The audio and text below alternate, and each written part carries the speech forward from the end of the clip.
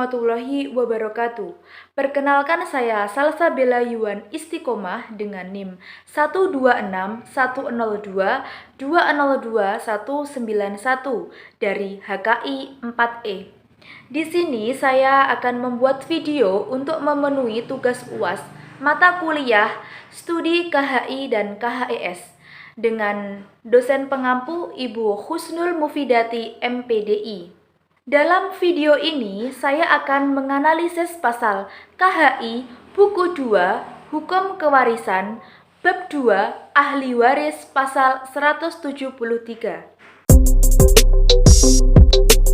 Pasal 173 yang berbunyi, seorang terhalang menjadi ahli waris apabila dengan putusan hakim yang telah mempunyai kekuatan hukum yang ditetapkan hukum karena a. dipersalahkan untuk membunuh atau mencoba membunuh atau menganiaya berat para pewaris, b.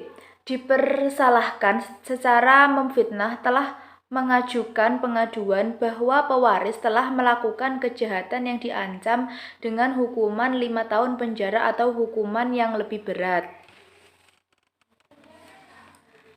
Mengenai undang-undang, dalam pasal 838 KUH Perdata menyebutkan bahwa ada 4 hal yang menyebabkan ahli waris tidak patut menerima warisan, yaitu yang pertama, mereka yang telah dihukum karena dipersalahkan telah membunuh atau mencoba membunuh si yang meninggal.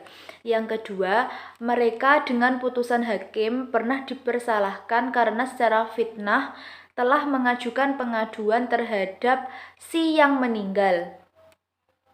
Ialah suatu pengaduan telah melakukan sesuatu kejahatan yang terancam dengan hukuman penjara 5 tahun lamanya atau hukuman yang lebih berat. Dan yang ketiga, mereka yang dengan kekerasan atau pembunuhan telah mencegah si yang meninggal untuk membuat atau mencabut surat wasiatnya.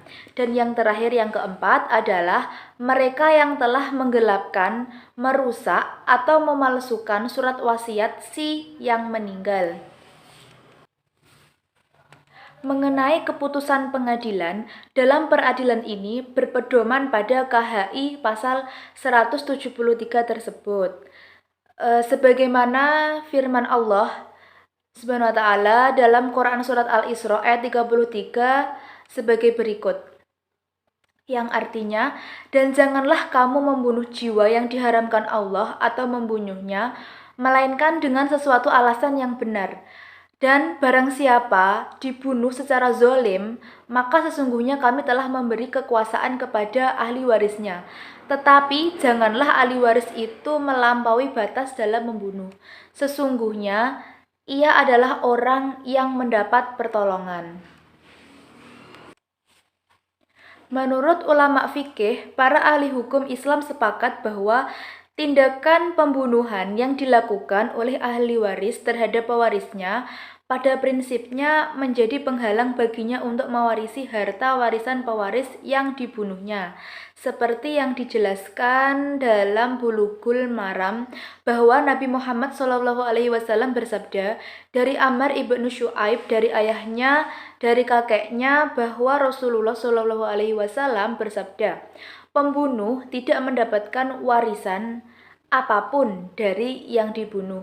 Riwayat Nasa'i dan Daruqutni dan dikuatkan oleh Abdul Dar hadis maklul menurut Nasa'i, dan sebenarnya hadis ini mauquf pada Ammar.